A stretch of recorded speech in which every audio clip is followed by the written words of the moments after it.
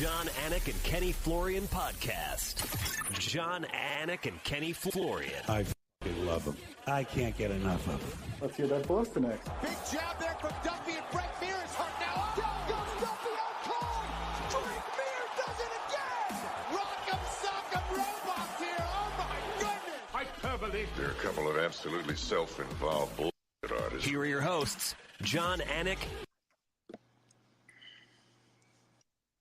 You know, I think I need a button on my soundboard of when Dominick Cruz knocked out Takeya Mizugaki. Could you imagine if I could just go to a Dominick Cruz TKO of Mizugaki from 2014?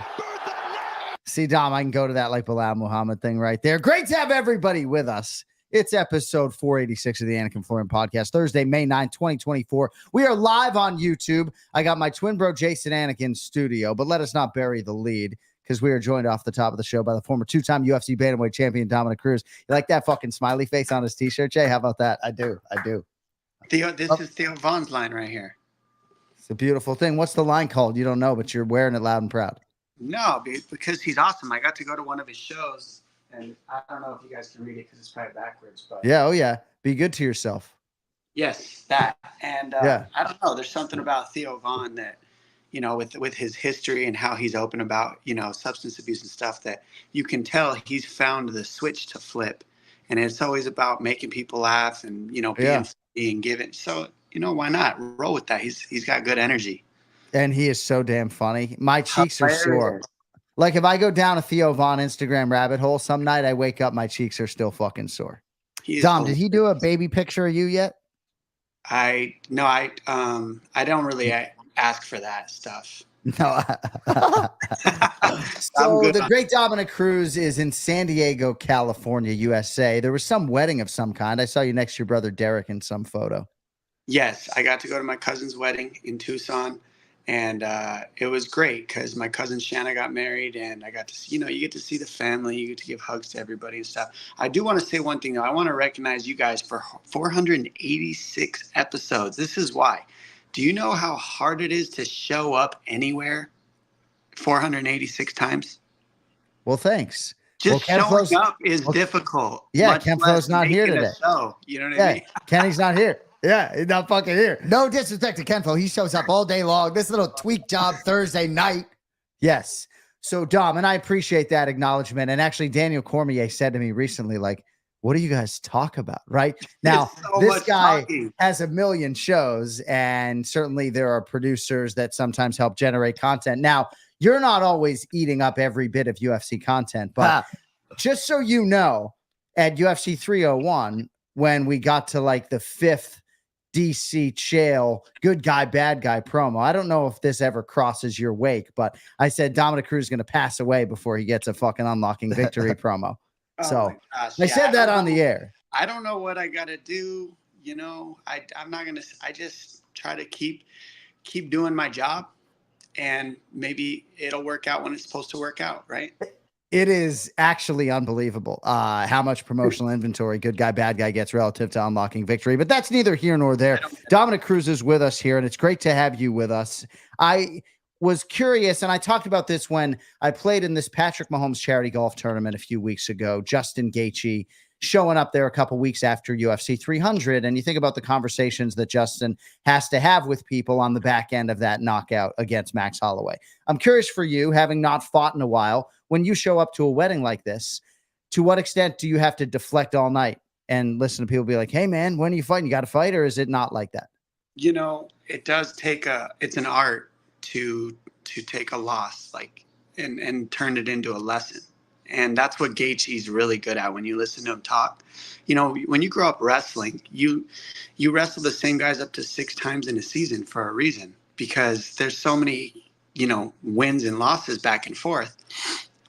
You have to have a short memory in wrestling. You have to, like, because you could lose a match, but you could still get 3rd place. So you can't just quit on yourself. You got to win your way back through the bracket, and you have more matches than you started with because you lost now. So you really got to lock in. It's double the matches. So, you know, after a while, you learn that mentality, and what's different from a fight is what we make it. You know, events are neutral. It's us that attach the meaning to it. So you can hear with with Gaethje, he's really good at just kind of looking at it for what it is. Look, this was a life and death battle. One of us had. We lost him. I did people.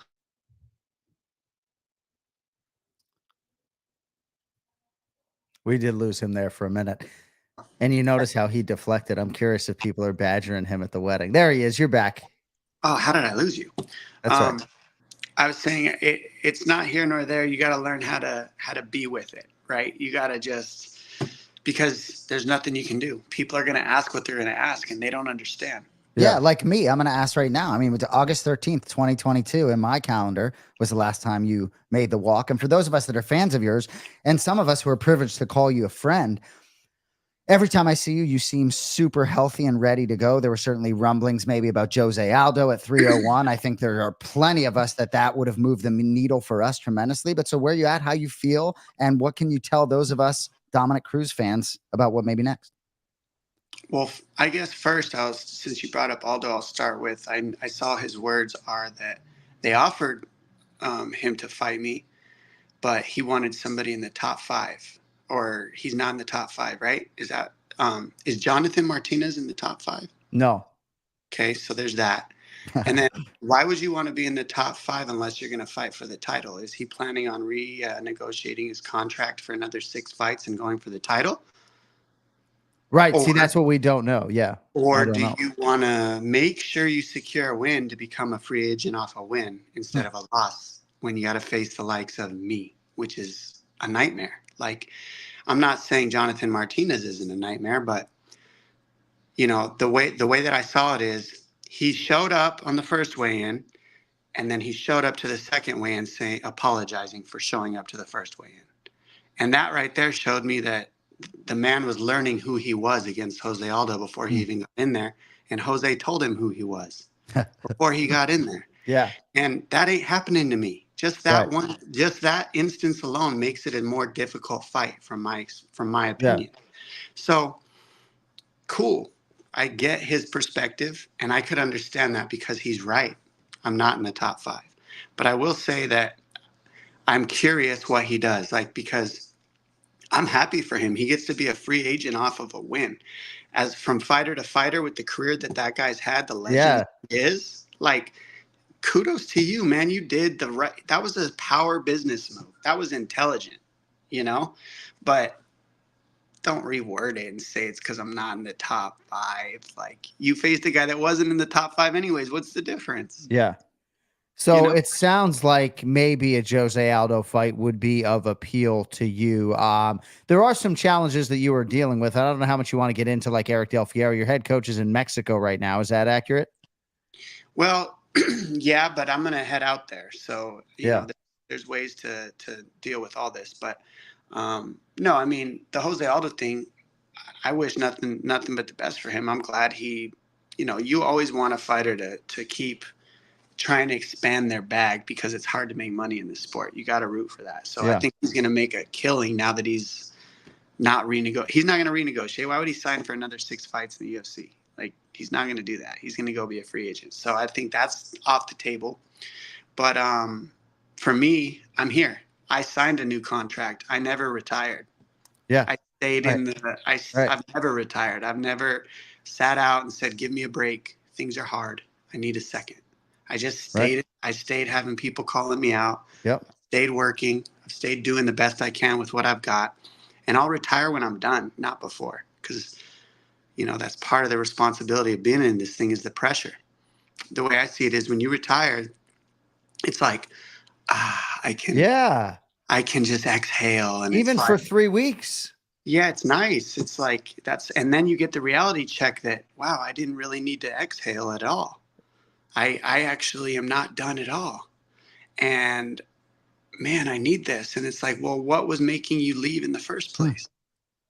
Yeah. I mean, that's a question for anybody who retires and comes back. Why are you leaving? Right. Why are you quitting? You know, you never lose until you quit. When you retire, you kind of quit. Yeah. Yeah. So what's that about? Yeah. Dominick Cruz always filling out those whereabouts forms. Always staying in the goddamn pool. I'm always getting drug tested. I'm always like, they don't want any of that, so they check out. It's like, it's a lot of pressure when you're an ex-champion and everybody wants to fight you. And so But while he's shaking, what is that fucking thumbs up? Anyone watching live, that thumbs up. I hope you're all seeing that right across John's mug all night, that little thumbs up. But I'm sorry if I'm bringing attention to it, but man. Yeah, I mean, sometimes you get a weird Apple glitch. But yeah, there's like a thumbs up if you're audio only. Every time I say fucking anything, there's like a thumbs up on my typically, you face. throw the thumbs up, you'd get the thumbs up, but it's not happening. Anyway, he's back. But Dom, it is so interesting. And I do hope at some point in my life I get the chance to like either speak on your behalf or write a foreword on your behalf. Certainly I did. And I don't know if I'm peeling back the curtain too much, but at one point I did write something on your behalf for some like Arizona Wrestling Hall of Fame. But gosh, man, like I've drawn so much inspiration from you. And, you know, there was a time where I felt like you had, obviously you're like fucking 15 years younger than me, but there was a time where I felt like you had a lot less like life experience than me, even though you had this tremendous career. And I don't know, man, like even just to hear you talk about sort of the way you've stayed the course, right? Like sometimes I feel like you're the forgotten man in this division. And it's like, hey, y'all must have forgot, dude. Dom hasn't gone anywhere. Well, it's okay. Like people have a short memory when you lose. I'm very aware of this, and I've lost. You know, once I've lost a couple fights, it's kind of like, oh. But you know, we've seen everybody lose. Look at Gaethje. We just talked about it. He's one of the greatest of all time. He lost. We're talking about Volkanovski. Remember, he was pound for pound everything, and now we've got a new pound for pound everything the next day. Nobody really, and it's kind of like, where's poor Volkanovski? Everybody loves him. Right, I exactly. still love him. Yeah, But now you it's all understand- about the guy that beat him, that he beat 3 times. Blessed. So I understand, right? Like I'd be ignorant to not understand that people are going to kind of like, there's so many fights, guys. You got to be real. I got to be real. We all got to be real with ourselves as fighters. There's so many fights. There's a fight every weekend. So it's like, yeah, you're going to get it's like, all right, next fight, the next folk, we're going to drop all that old knockout, that Max Holloway, he's gone. It's Conor McGregor now. No more nothing other than Conor McGregor. Max Holloway's gone. Well, what about Max? You know, Max is still here. He still did his thing, you know, but it's promotion. It's not personal. These guys, there's so many fights you got to keep promoting. So, you know, I don't take it personal. I just kind of keep moving, keep doing my job, one foot in front of the other, keep training, make sure I'm in shape, be ready so I don't got to get ready.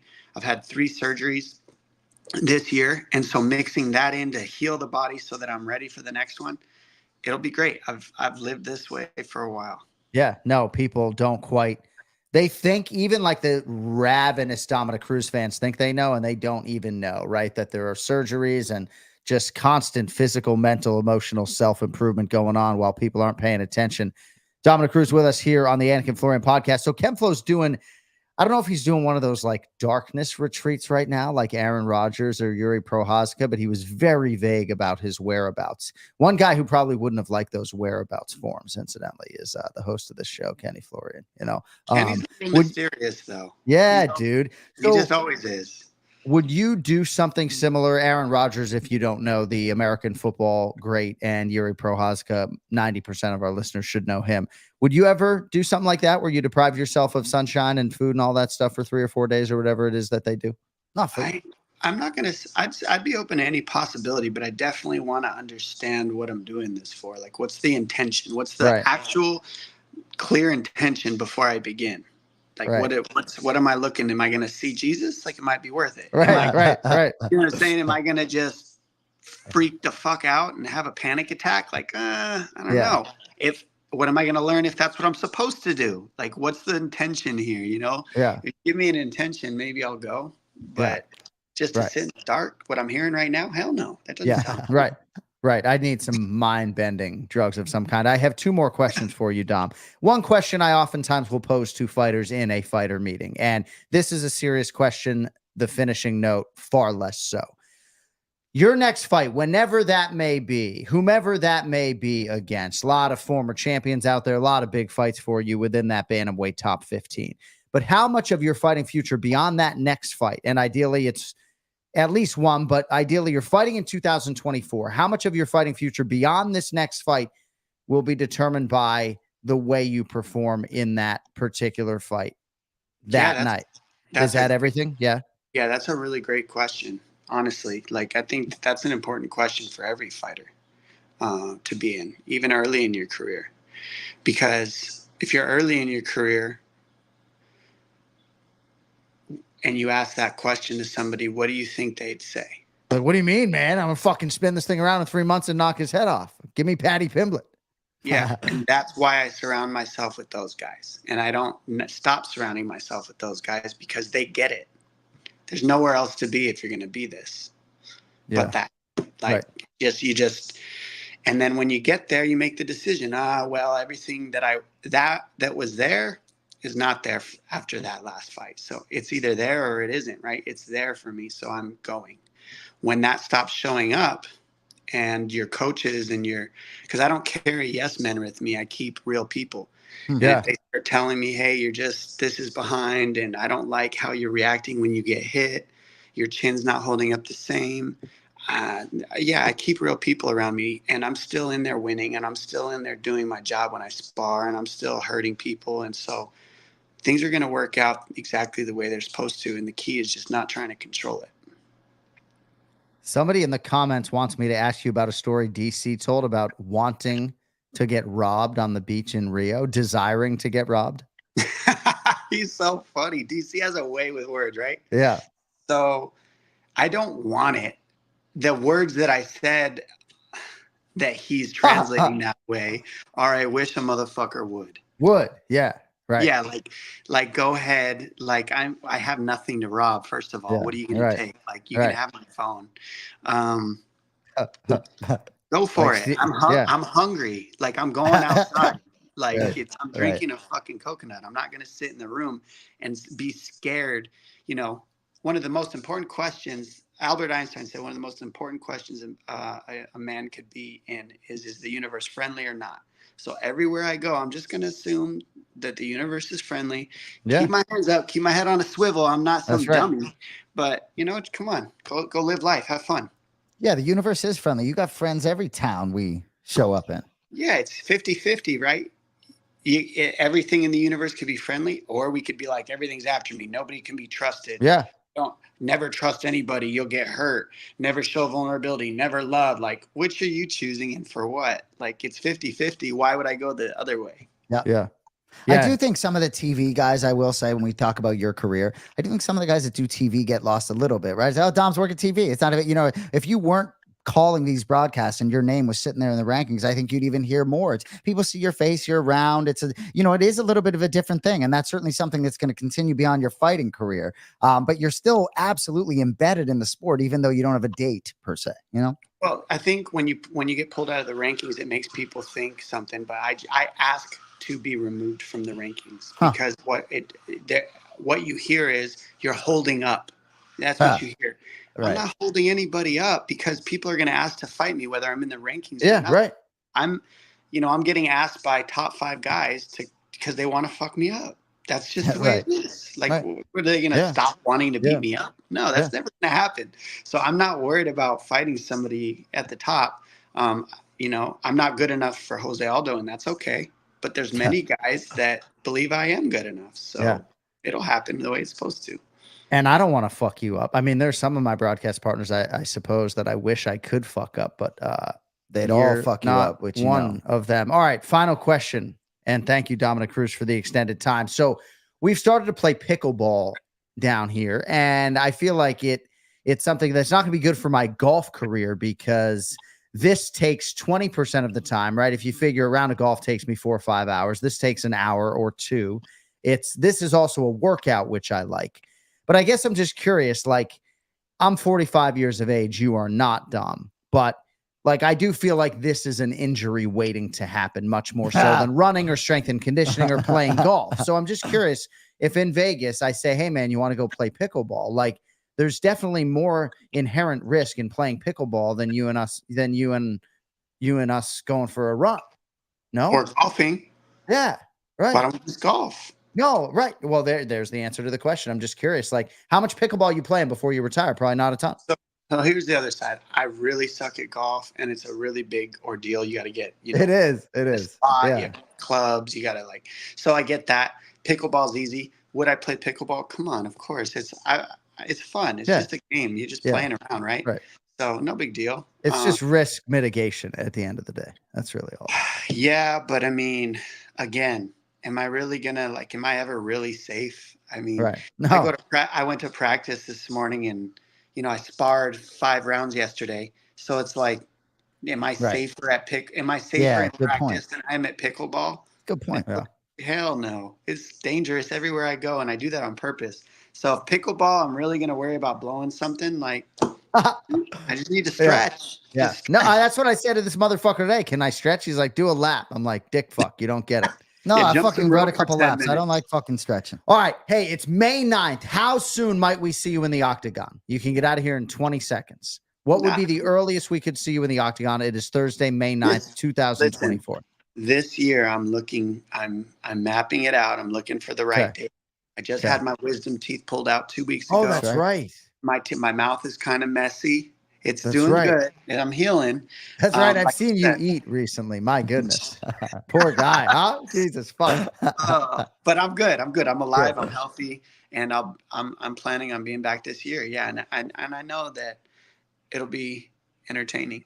Whoever they match me with, whoever I get matched with, is going to be entertaining. To quote the great Bear Jew Paul Craig, highest fight IQ in MMA, Dominick Cruz, former 2-time UFC bantamweight champion, at Dominick Cruz on Instagram. My man, we appreciate the time. Have a great day and a better evening. And we can't wait to see you in the octagon. Hopefully I'm a spectator and not calling it, because I want that experience. We'll see. You're the goat at calling, so it's all good. My man. Much love, brother. Have a good night. Love you guys. Man. You too. There he is, the great Dominick Cruz, with us here on the Anik and Florian podcast. And by the way, I just want to say, in terms of that record, right? Like, I'm very thankful that at UFC 297 earlier this year, I passed Mike Goldberg and have called more events, right, as a play-by-play announcer than anyone in the UFC, right? But let us be clear. Joe Rogan has the record. He has called more fights than any individual, right? That a boy. He's an analyst. We have different jobs. I just wanted to set the record straight, because there's been a lot of things coming my way, and people, I really appreciate the UFC. Congratulations, Joe. Congratulations, Joe. Where's Joe at? Congratulations, Joe. How'd it go? For calling the most fights in UFC history. All right, headlines is brought to you by Cuervo. Now's a good time to enjoy the tequila that invented tequila. So as we were laying out this show over the last 48 or 72 hours, we were going to talk about Jon Jones sort of angling a little bit for a fight with Alex Pineda. Now, Stipe Miocic, of course, is front of mind. And if you've ingested anything from Jon Jones on X today, you know that he continues to talk about that Stipe fight. And I think rightfully so. But there was a time where it looked like even Alex Pineda might be a more realistic fight for Jon Jones than Tommy Aspinall. And that, to me, just seems to not only fly in the face of a meritocracy, but just be so out of bounds, even for the greatest of all time, right? Like, Jon can make demands, certainly, that maybe no other MMA athlete this side of Conor McGregor can make, And as much enthusiasm as I might have for Jon Jones versus Alex Pineda, right? You can't do that to Tom Aspinall. Can you? I don't even know where to begin. It's like, I never like talking about the fight. They talk about the weight cut being the fight before the fight, but here we're talking about like a fight after a fight, right? So it's going to fight Stipe, right? So that's going to happen before anything else is going to happen, right? And that fight didn't interest me last November. I know it interested everybody else. It didn't interest me last November that much, if I'm being honest with you. It's still about Tom Aspinall. And when you talk about Pereira and Jones, it's like, at light heavyweight, I have an appetite, but at that weight, like at heavyweight, it just becomes more of a dance. The whole thing for me, if we're going to see Jon Jones back, it seems like it's going to be against Stipe, and all this other stuff, frankly, doesn't interest me until that fight is even on the books. Right. And I think there's a lot of truth in there. Stipe Miocic, the last time he fought was 38.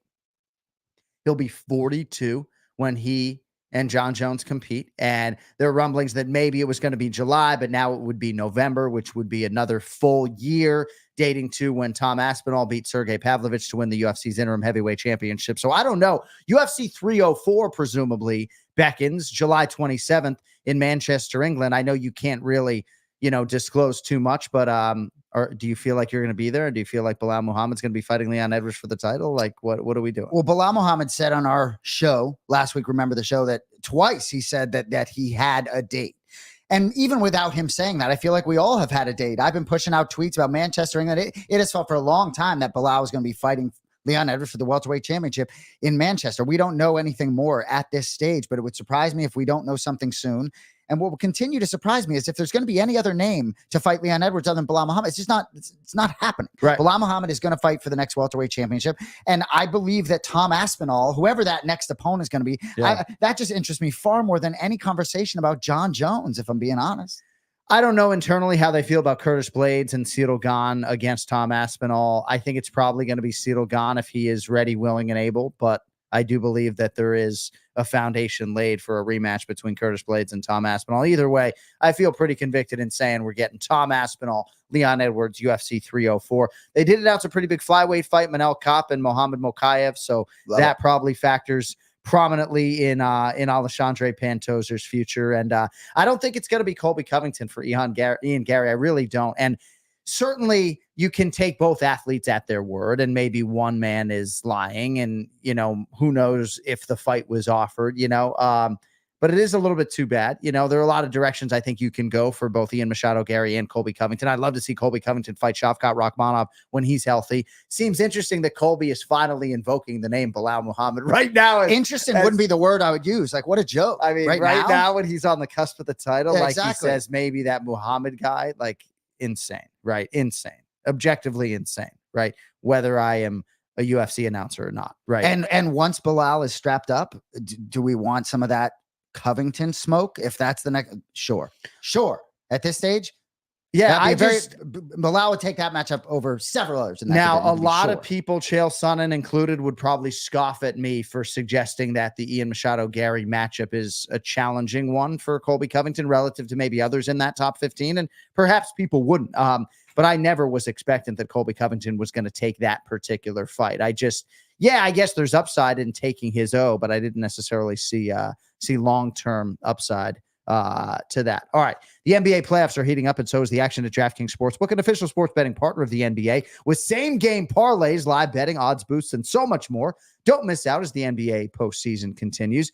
So you got Game 2, Western Conference semifinal, Mavericks and Thunder. Tonight, Dallas catching 5 points as road underdogs. Boston Celtics, by the way, still favored to win the NBA title, minus 115 as of this morning. So many ways, though, to get in on the action. And if you are new to DraftKings, you got to check this out. New customers bet $5 to get $150 in bonus bets instantly. So download the DraftKings Sportsbook app, not now, but right now. Use promo code AFPOD. That's code AFPOD for new customers to get $150 in bonus bets when you bet just $5 only on DraftKings. The crown is yours. Gambling problem? Call 1-800-GAMBLER, or in West Virginia, visit 1-800-GAMBLER.net. In New York, call 877-8-HOPE-NY or text HOPE-NY. In Connecticut, help is available for problem gambling. Call 888-789-7777 or visit ccpg.org. Please play responsibly on behalf of Boot Hill Casino and Resort in Kansas. 21 plus, age varies by jurisdiction. Void in Ontario. Bonus bets expire 168 hours after issuance. See dkng.co/bball for eligibility and deposit restrictions, terms, and responsible gaming resources. I got you here. I mean, might as well have you read some fucking commercial spots. I love listening to you read promos. For those of you who don't know, we do a football show during football season called Anik Squared. John makes me read all the promos there, and then typically critiques them shortly thereafter. Oh, I can't wait to just bang on your spots right as you read them. But we're going to go 3 wide right now as we shift our focus to UFC fight. Oh, shit. We're going even 4 wide. I see Big Gun Brian Petrie, and I also see Major League Baseball royalty, if I'm not mistaken. The great Evan Longoria is with us. What a nice surprise. Yes, a true surprise for you. Me and the Big Gun. Exactly. That's right. Yeah.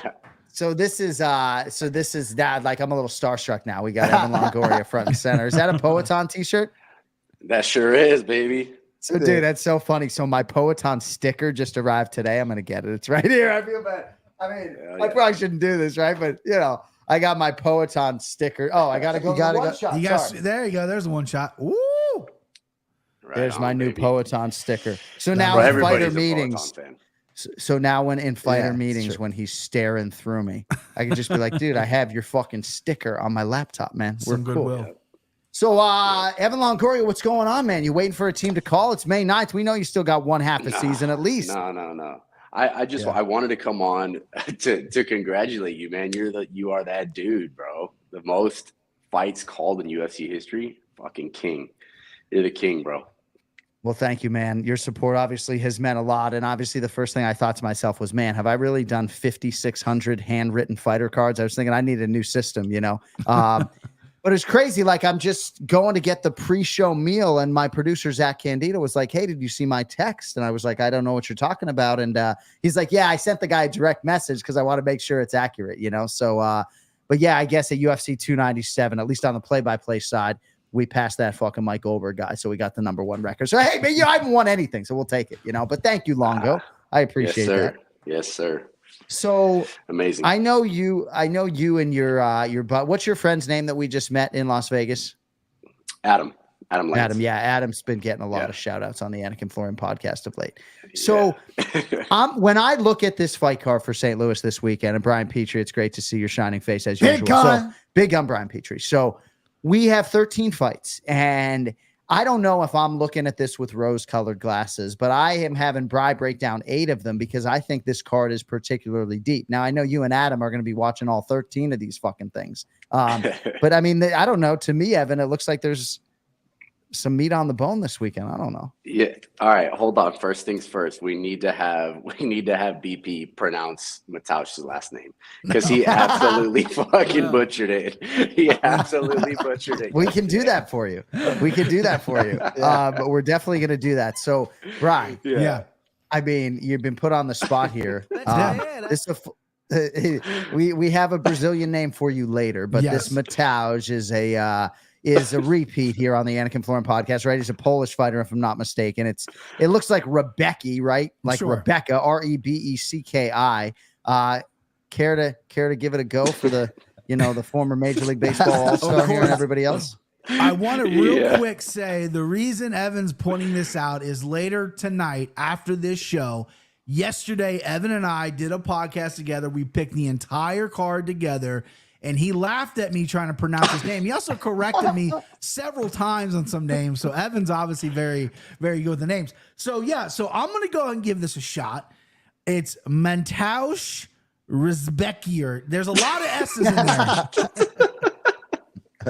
It's so good, BP. He's just a big dumb animal, isn't he, folks? Let's hear the file. I'm Mateusz Rebecki. I'm Mateusz Rebecki. Yeah, I mean, that's tough. I don't know. You could go 6 different ways with that. Right. I mean, it feels like he's going like round Betsky, like he's dropping a round in there or something. So, very low pitch for you, Bri. What's up, Bri? Hey. How about my boy picking up that Jamar Chase helmet for you, huh? That better be going BP's way. That's pretty incredible. That's nuts. Yeah, I mean, Evan Longoria probably knows his way around a silent auction better than I. But yeah, you go to a Kansas City Chiefs auction, you bid on the Cincinnati Bengals helmet, you better be careful. You end up with that thing. There you go. You know? That's a big win. Congrats. So you guys, thank you, buddy. So you guys picked all 13 of these fights. That sounds absolutely insane. I just want to ask Evan about a couple of these. So this guy, Rodrigo Nascimento, is plus 136 right now on DraftKings Sportsbook. Derrick Lewis is minus 162. I'd imagine MMA Takes Podcast BP's making you make a pick on this main event. Oh yeah, we did. Oh, yeah. So who do you have? We went all in. We're going all in on the Black Beast.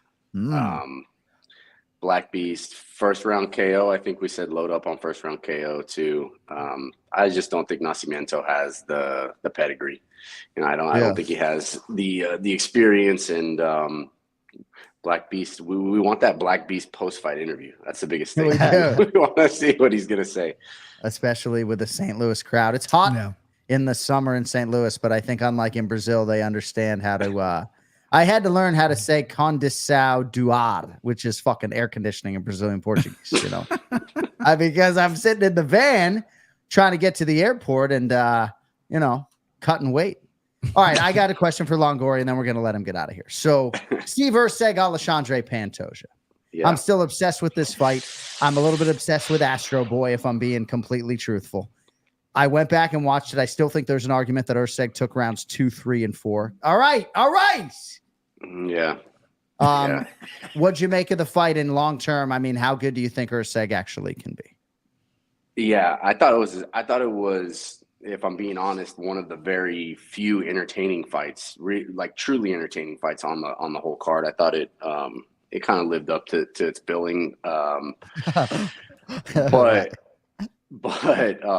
I thought he made a big mistake in round 5, right? When he tried to go for the takedown, he got reversed. I think I saw on the cards he was only like a few significant strikes behind in round 5. I think if he doesn't do that, that round and that fight could go completely different. But he's fun, man. He's so fun to watch. He's just like about as as you could be. Like, it looks like a dude that could do IT for the UFC and would just absolutely whoop your ass. So yeah, dude, he's I just was looking on Instagram saying the fight to make now is, hopefully when our boy Brandon Moreno comes back, they can fight at the Sphere later on this year. So I think that'd be a super entertaining fight. Evan, talk to me about pickleball. I don't play. I've never played. All right. So, would you be more likely? Oh, I mean, can you imagine this guy with pickleball? Dude, you'd absolutely fucking crush. So what's more likely that you end up playing pickleball competitively, or you do celebrity boxing or MMA of some kind? It wouldn't be MMA, but like I'm pretty into jiu-jitsu right now. So wow. If I had to pick one or the other, it would be jiu-jitsu. But I really don't have any desire to compete in anything. I kind of just want to be a slug for a little while. Dude, I don't blame you. The perfect word for it. That's exactly what I do. Yeah. Oh, we can see him on UFC Fight Pass. Grappling. Maybe. Yeah, I would certainly love to see Evan Longoria in a grappling setting at some point in time. But for now, congratulations. Enjoy everything. Enjoy the fruits, my man, as I often text you. And thanks for hopping on. Yes, sir. I'll be watching. So give me the real picks, PP. I got you. He's gonna go at it with this new short haircut. Right, thanks, boys. Longo. See you. You're the man, dude. I mean, let's be clear. There's one legendary Longo, and it's not Ray. Yeah. Shots. Shot fired. At Brian Petrie MMA, Big Gun. I was hoping the Cincinnati Bengals helmet would be here in time. I think it actually might be on my front door right now. Gotcha. So how we doing? How we feeling? Feeling great. Great. It's hot in Cincinnati. Jay, we got to get you a tight fade, brother. Let's get it. I'm not going to lie, man. I almost went wiffle. We're a little, okay. We got some issues going on over here. We'll let it flow a little bit, but look at what the headset does to it. I'm a big mess, but Petrie, we almost went wiffle. You inspired me. I think it looks great. Good to see your face, brother. Thank you, brother. I love the double annex. I tell you what, there are, at my work, the security guards are all black women, right? And they love the hair. I mean, they're touching the hair. They're like, it's so soft. I said, yeah. So it's, the wife's starting to like it as well. So we're all right. We're doing okay. But yeah, fantastic week so far. Excited about this card. Sorry, Kenny's not here. He's meditating in the desert on ayahuasca or whatever. Yeah, whatever he's doing, right? Getting right. Yeah. But I'm glad Jay's here, man. It's always good. No, I mean, he's all right. I've been hanging out with him all day. I'm ready to rub your wiffle through the TV. Can you pass me the Jim Beam, please? See, at this stage of the day, Brian, at this stage of the day, and this is not like for ratings or a bit, right? Like, I can't wait. I'm excited to go through this card. As you know from my emails, it's sneaky deep. There's really 8, if not 9 or 10 fights that we could have picked today. But I'm ready to get this dude out of my master bedroom / studio. I mean, Oh, he's been going at me today. So we did play pickleball, Brian, for a second time today, right? We played 4 games today. So John did.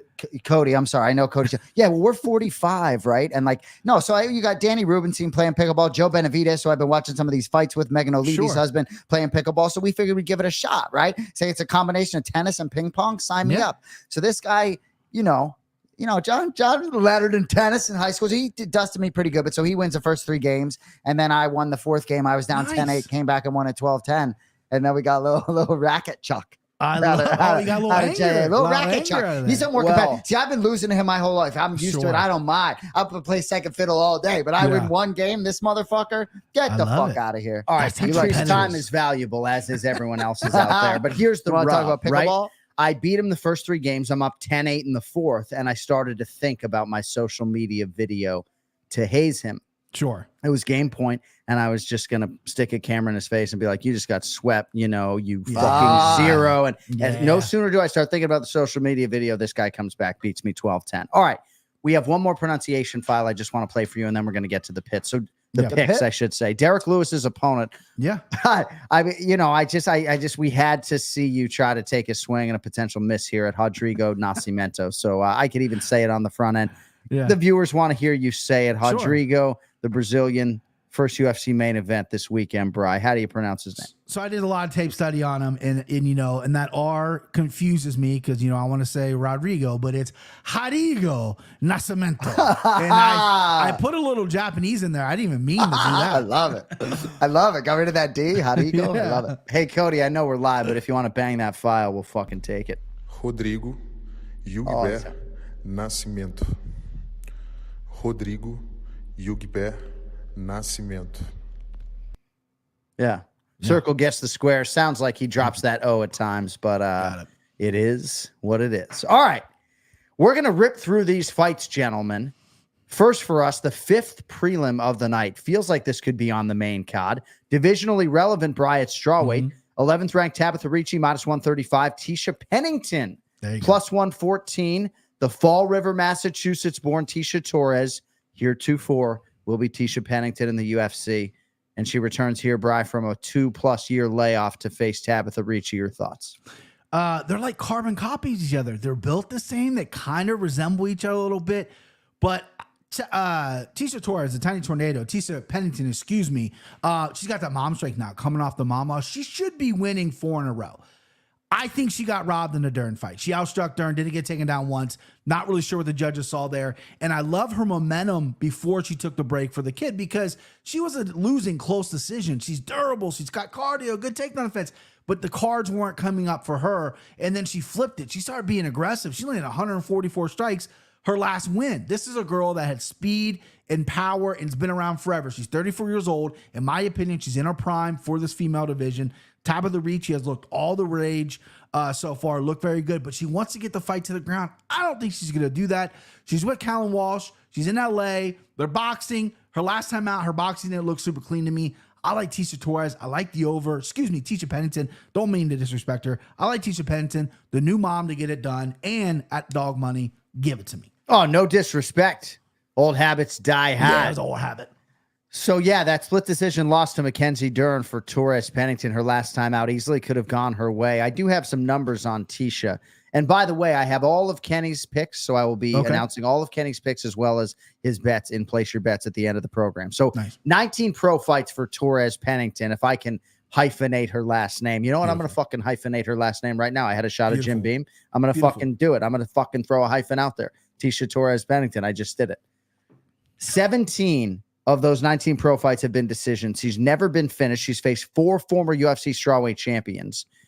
But, the layoff, I think, Jay, has factored into the price here. Tabitha Ricci has fought 4 times since we last saw Tisha Torres, 3-1 spanning those last 4. Did drop a split, did Ricci to Lupe Godinez her last time out. That was UFC 295 last November. You got any feel on Torres here? Well, I mean, Ricci had won 4 straight before that split decision. And I like the Callum Walsh, right? Someone posted a picture of Tisha Torres on Twitter. I think it was from her Instagram, right? Callum Walsh responded, fucking lock and key. He's got that lock the fuck down, my boy King Callum Walsh, UFC X around. So I'm going with number 11 ranking. In the UFC, you see these guys, whether it's Joaquin Buckley in the welterweight, you take someone's ranking. It's a great way to sort of elevate. So I think for Ricci, it's a great opportunity. And, part of that Fight Pass family. I'm rooting there, I guess. Don't know Tisha well, but close fight on paper. So I'll go against And Ricci's the ranked fighter, number 11 in the world. Right. Tisha Pennington unranked, given the layoff. Kenny Florian's selection, Tisha Torres Pennington as the slight underdog. All right, next fight for us. Featured prelim at lightweight. Vyacheslav Barshov, -142. Chase Hooper, +120. So, Bri, as you well know, Hooper was 19 years of age when he made his UFC debut. Now he's 24, and perhaps more importantly, 2-0 since moving back up to lightweight, seemingly with finality. Got to think we have seen the last of him at featherweight as he gets older. But he is the underdog here against Team Alpha's Slava Claus, Vyacheslav Barshov. Bri, any feel on this one, my man? I do have a big feel on this. This is a classic UFC 2 fight. Grappler versus striker. We saw Chase Hooper depleted at 145, absolutely get pieced up by Steve Garcia. And a lot of it's questioned, does this guy belong in the UFC? He manned up, he sized up, he went bigger, which that frame, 55 is the right place for him. And he's tricky on the ground. He's not the strongest guy, but he's so crafty, he's so scrambly, he ends up in the right positions at the right time. Slava Claus, this guy gets taken down by the wind, right? I mean, the guy has no takedown defense, but he pops back up pretty well, right? He's with the alpha male. He's learning how to defend all those submissions. The alpha male guys are usually notorious to protect their necks. This is going to be a slobber knocker, if I can steal that word, because Slava Claus is a heavy body puncher, and that just sucks the wind out of you. Getting hit to the body sucks. And I like the boxer here. I like Slava. I think he's going to get taken down a few times. He's going to pop back up, but I like him big at the favorite number here. I like maybe by KO as well, because I think this might be the cleanest boxing Chase Hooper is going to fight. I like the breakdown. I like the line. I think the line's accurate. You know, Chase Hooper becoming a man. I got to know him a few years ago, but filling out that frame too. You know, he grappled Aldo competitively, which I absolutely love, you know, and the kid, right? It's like, he doesn't take himself too seriously, but he takes MMA seriously. And I love that combination. I like this kid a lot. You know, even against Jordan Levitt last November, faced some adversity, found a way to get it done. But it's interesting, man. You get this guy Slava Claus, man. It's like these matchups. The matchmakers did a good job on this card. There are a lot of fascinating matchups for me. And there's so much opportunity here for Chase. So I'm anxious to see where Chase is at, as I always am. No pick for me, dog. We don't need your pick. KenFlo likes Vyacheslav Varsho. Flo and I. Main card opener in the heavyweight division, the man with the longest reach in UFC history, Robelis Despain, -218. I can't even say the guy's name without smiling. Taking on Waldo Cortez Acosta, who is +180. So second UFC start for the Taekwondo player Despain out of Cuba. Last 4 fights for him. These are the times of his fights: 12 seconds, 3 seconds, 4 seconds, 18 seconds for the UFC debut against poor Josh Parisian. That was at UFC 299 in Miami. And now, Bri, he draws public enemy number 1, Waldo Cortez Acosta, Salsa Boy, 4-1 in the UFC. What do you think of the heavyweights here, Bri? I love the story of Despain. He's so interesting. He could be the new Francis Ngannou for the UFC. He's got a buttload of talent, physicals off the charts, but he's a wild man in there. It's not clean, but if he hits you, you're fucking dead, right? And Evan and I talked this on my podcast.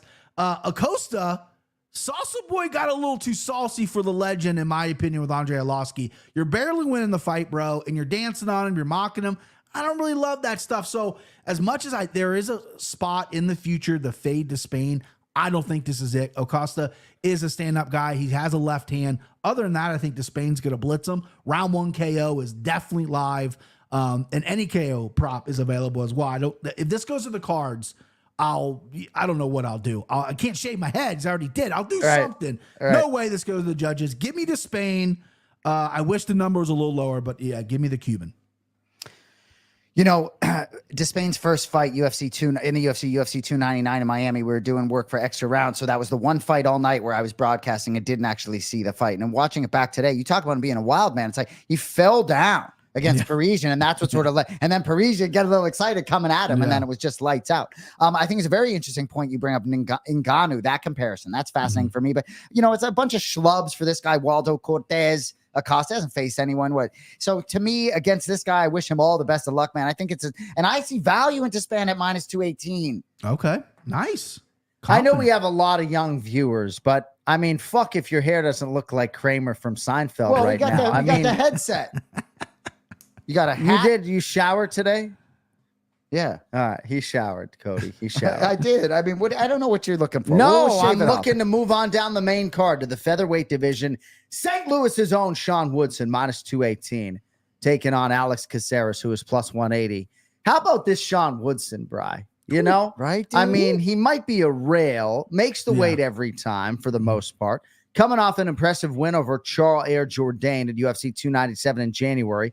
He's 5-1 in the UFC with a draw. He now gets the hometown showcase against the guy who's made that walk 28 times in the UFC, and Alex Caceres, Bri. What do you make of the featherweights? Real quick, who did Kenny pick on the last fight? I don't think he gave that out.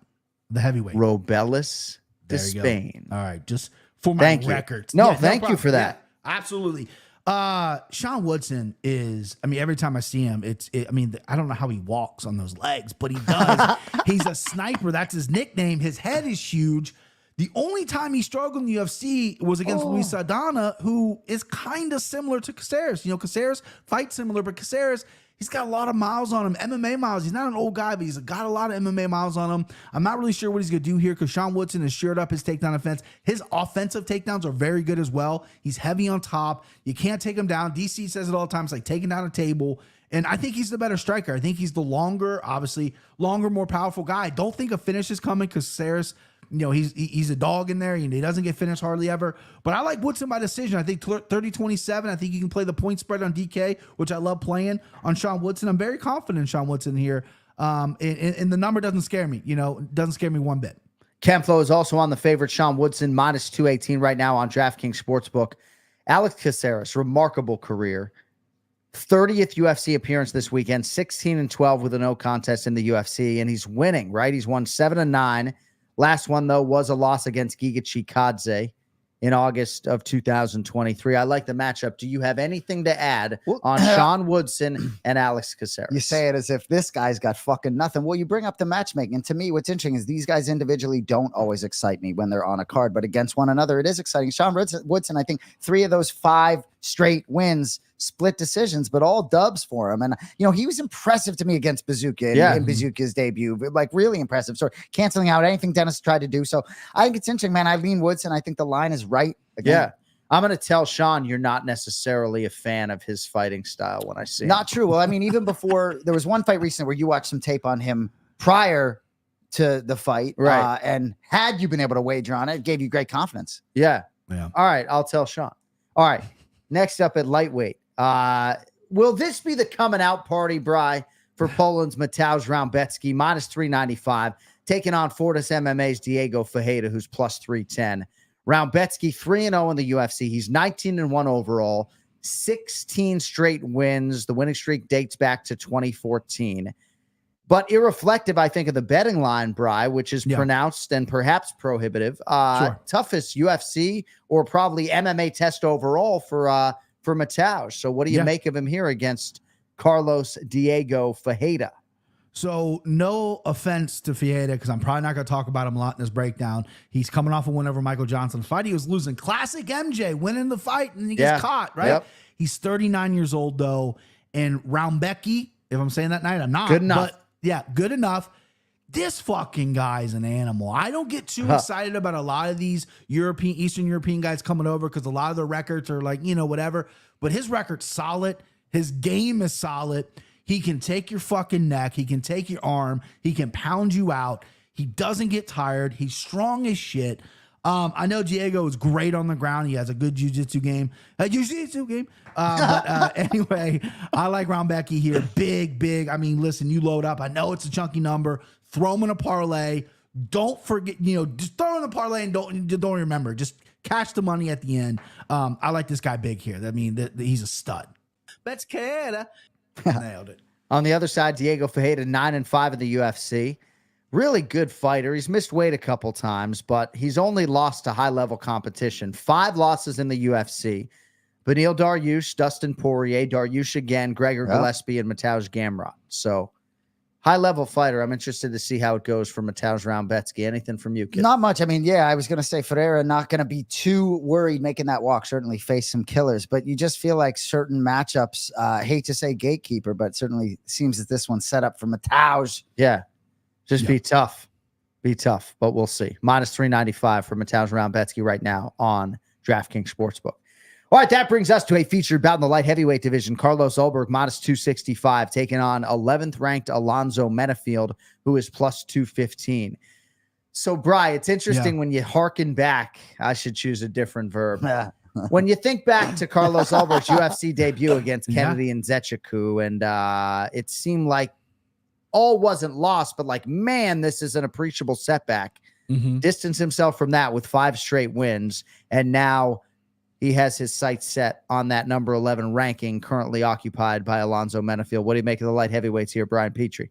Real quick for my breakdown, John, you're kind of the benchmark of handsome. When I've called guys handsome on the show, you're like, yeah, really? What do you think about Carlos Ulberg? Because the guy's a fucking 10. Am I wrong? Yeah, I mean, I would say Carlos Ulberg's a 9, right? I have to reserve a slot for somebody, who could he's potentially in that 10 slot. Yeah, I mean, he's like 9.5. But there are a lot of motherfuckers you call handsome that ain't. Yeah, no, Carlos Ulberg. I mean, we give out we stopped giving out the most attractive male fighter on the Anik and Florian podcast because of sensitivities, if you can believe it. That's crazy. But Carlos Ulberg certainly could take home that type of honor or distinction. Beautiful man. And he tries to fight pretty too. He's starting to, get better. He's a rugby player that became a kickboxer. Now that, he's starting to get some chokes in there. He's looking for takedowns. He's managing his cardio really well, which is something you learn in MMA. He's still very young.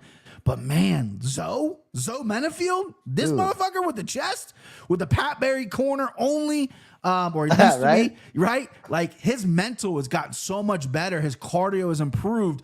The Jacoby fight, who's a high level kickboxer, no mistake about it.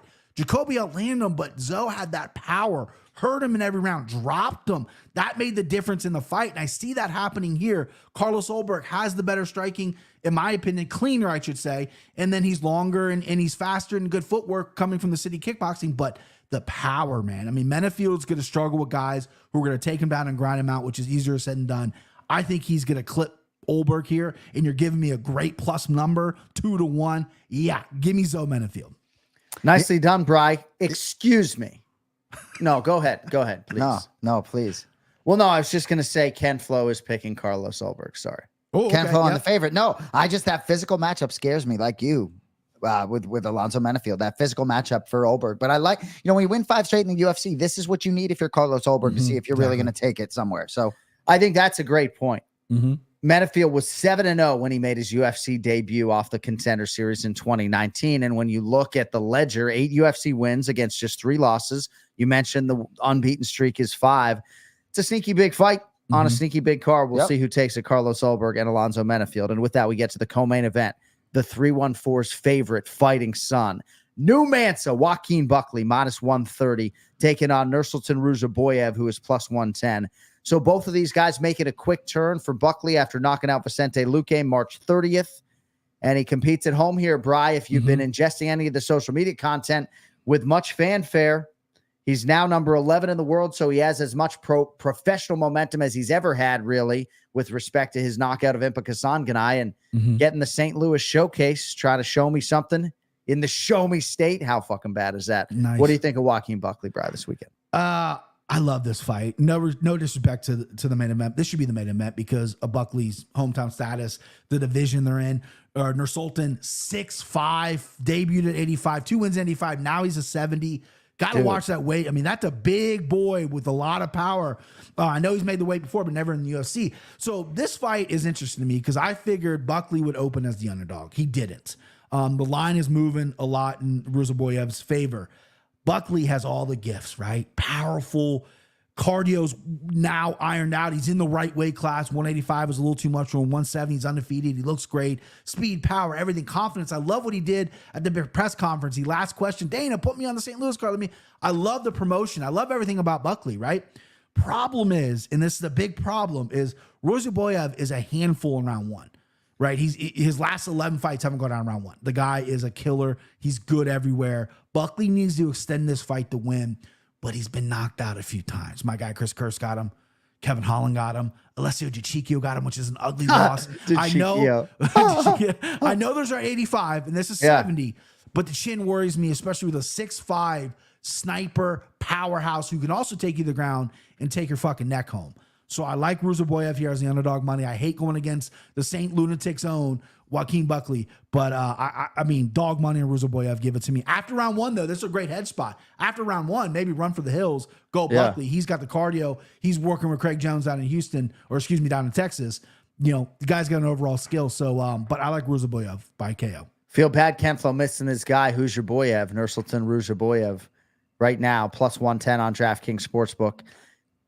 So where has this guy been all my life, Bri? Right? 34-8-2 with a couple of no contests. He's still only 30 years of age. 2-0 start in the UFC. He stops Cedric Dumas, that same Atlantic City card, March 30th. So really an interesting backdrop, I think, to this co-main event. I've never seen this guy, Ruzaboyev, in person. Can't wait to see how it plays out in the co-main event. You got any action on this one or what? No action, but I was going to say, it's interesting. I don't know enough about this guy either. But dude, great breakdown out of Brian Petrie again. You know, it's like, I love Brian Petrie's breakdown. I like his personality more. You know, it's like, I don't know what I want more of, his personality or his breakdowns. Great stuff. But, you know, it's interesting with Buckley, right? I mean, this, you know, Jay works as the business manager for Anik and Florian LLC. Every other week, he's like, hey, what do you think about a Petrie raise this quarter? I mean, Jesus Christ, like, right? And I'm sending you the fucking helmet. Thank you. Wait. I appreciate it. Gee. Yeah. Cody just wrote like, oh, yeah. No, but a lot of guys like Luque in that last fight against Cody Joaquin. just wrote wipe your chin in the chat, right? Like, but you know, you and Petrie get a room and it'll be good. And Erica, maybe. You know. Cool. Anyway, no, but Joaquin Buckley, you know, you stole my thunder. I was going to about him getting on the mic at UFC 300. Like, as soon as the first moment I saw it, I was like, and then a second later, I'm like, yep. That's exactly what you should be doing. And I will say, this guy runs his mouth, but 98% of what comes out of it is actually interesting for me. And he's super sharp. I can listen to him talk all day. But yeah, man, it's like this division. I love that. I've talked about the matchmaking all night. This welterweight division to me needs to be more active. Hopefully Bilal Muhammad keep it moving forward. But to me, it's like this another matchup where I think the winner of this is going far.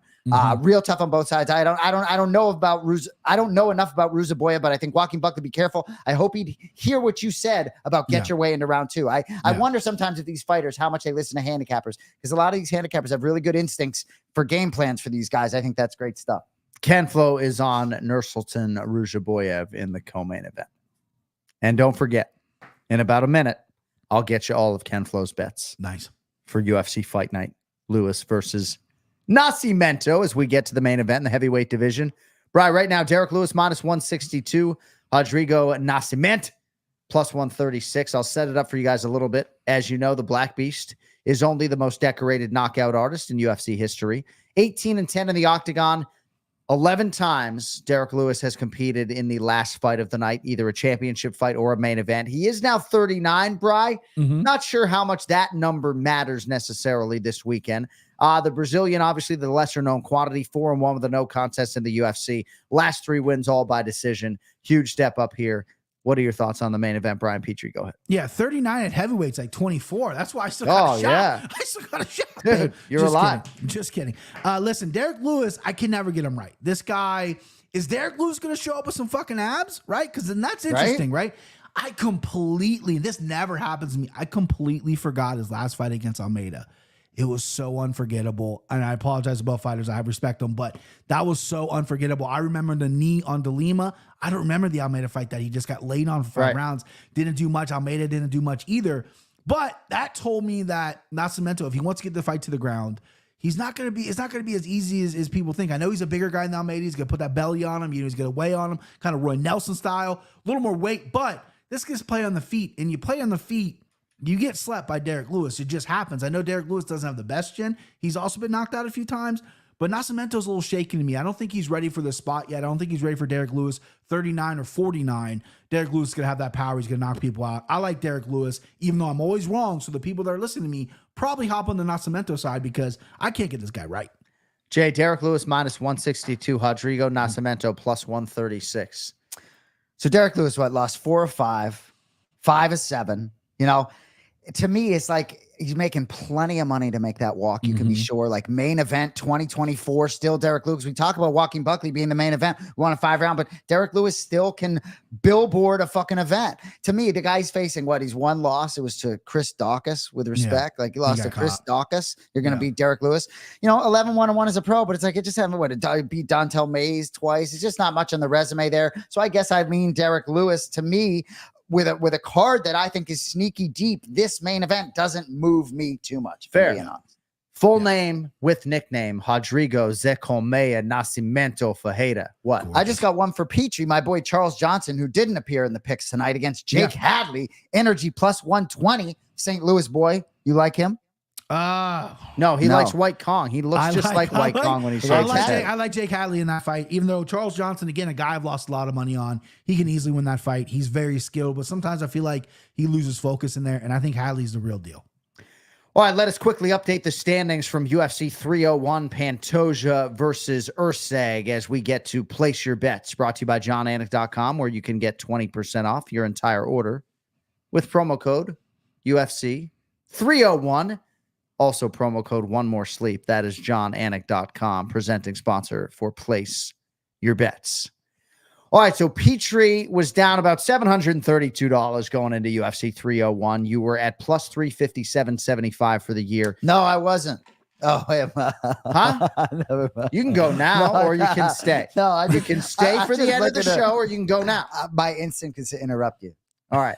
So, Bri, again, you're on a little bit of a heater here. You went 2-1 on your bets. That included straight wager hits on Jose Aldo and Alexandre Pantoja. So if my records are correct, plus 450.42 for the week. Year to date, plus 808.17. Team Florian also goes 2-1. KenFlo had 500 on Jose Aldo straight. He also hit on Joe Anderson Brito straight. Now, Vitor Petrino did burn his parlay as well. But once again, winning week for KenFlo, plus 470.48. $20 bump on his lead. Year to date for KenFlo, plus 1560.96, and the lead $752.79. Because Kenny's not here, Bri, I am going to reveal his bets to you. Okay. And then you can pivot. And it got me thinking maybe I shouldn't always have you lead the dance. All right. Okay. Kenny has $1,000 to spend UFC Fight Night Lewis versus Nascimento. $400 straight on Vyacheslav Barshov at minus 142. That is $400 to pay $281.69. Of course, total payout $681, right? $300 straight on Nursultan Ruzaboyev at plus 110. $300 to pay $330. And then he's got a $300 parlay on Barshov at minus 142. Sean Woodson minus 218, and Mateusz Raumbetsky at minus 395. So that pays out plus 212. $300 parlay pays $634.61.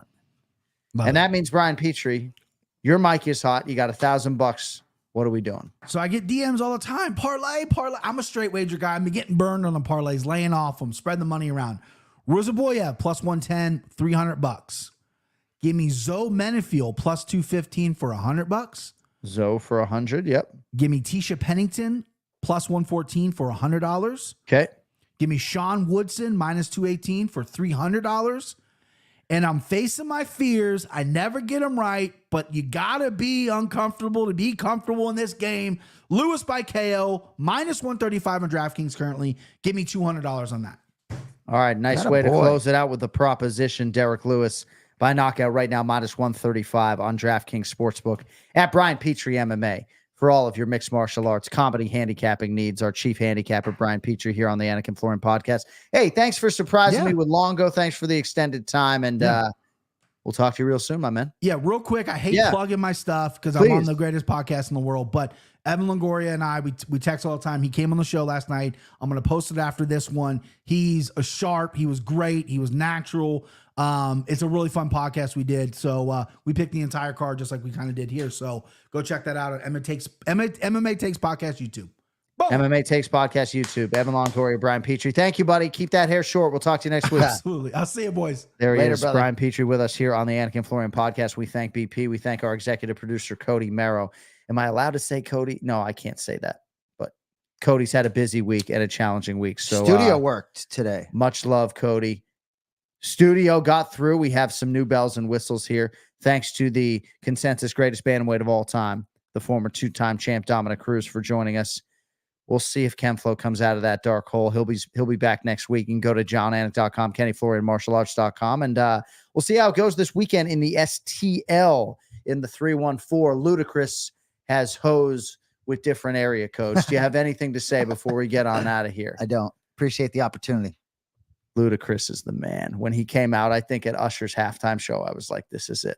I've got hose in different area codes, right? You like that song? I'm going to go listen to it right now. We didn't even talk about you on the weigh-in show. Yeah. I don't know why that sparked that. Samba Boy. We got to get on out of here. Thanks to Jason Anik at Boston Anik. If you like him on the program, you can let us know in the comments or don't. And we'll talk to you real soon. For Cody, for Jay, I'm John, for Petrie, and everybody else. Thanks for watching, for listening. We're back on Monday. Until then, yo fucking later.